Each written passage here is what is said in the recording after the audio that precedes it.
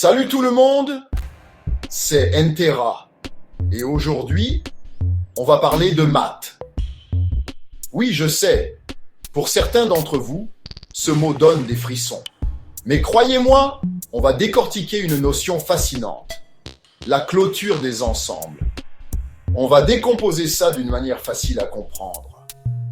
Pas de jargon, promis.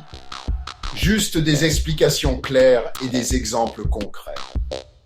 Likez la vidéo, abonnez-vous et c'est parti!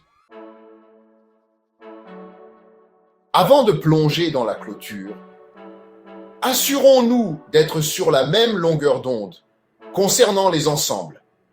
Imaginez un ensemble comme une collection d'objets distincts.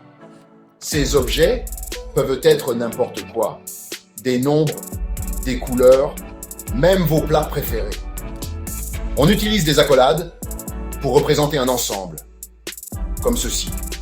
1, 2, 3. Les objets à l'intérieur d'un ensemble sont appelés ces éléments. Donc, dans notre exemple, 1, 2 et 3 sont les éléments de l'ensemble. Plutôt simple, non? Gardez cette idée de base à l'esprit alors qu'on passe au concept de clôture. Bon, qu'est-ce que c'est que la clôture? Imaginez un ensemble de nombres et une opération comme l'addition.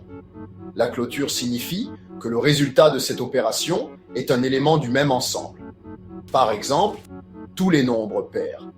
2, 4, 6, 8. Si on additionne deux nombres pairs, on obtient un autre nombre pair. C'est la clôture en action. Chapitre 3. Maintenant, attention, la clôture n'est pas un concept universel. Un ensemble peut être clos par rapport à une opération, mais pas à une autre. Revenons à nos nombres pairs. On a vu qu'ils sont clos par rapport à l'addition. Mais qu'en est-il de la soustraction? Si on soustrait 6 de 4, on obtient moins 2. Moins 2 ne fait pas partie de notre ensemble initial. L'ensemble des nombres pairs n'est pas clos par rapport à la soustraction. Vous voyez comment ça marche? L'opération est essentielle. Chapitre 4. Vous vous dites peut-être, pourquoi est-ce important? Comprendre la clôture aide à prédire le comportement des ensembles. C'est un outil puissant pour analyser les structures mathématiques.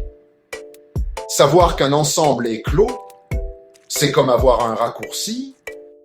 On peut effectuer cette opération sans enfreindre les règles.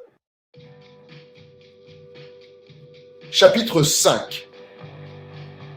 La clôture peut sembler intimidante, mais il s'agit de comprendre comment les ensembles et les opérations interagissent. La meilleure façon de la maîtriser, s'entraîner. Essayer différents ensembles et opérations pour voir s'ils présentent une clôture. N'ayez pas peur d'expérimenter et de faire des erreurs. C'est comme ça qu'on apprend. Et voilà, un cours intensif sur la clôture des ensembles. J'espère que vous vous sentez plus à l'aise avec ce concept fondamental. Si vous avez trouvé cette vidéo utile, likez et abonnez-vous. Dites-moi dans les commentaires quel concept vous aimeriez voir. Continuez à faire travailler vos méninges et on se retrouve bientôt. Salut!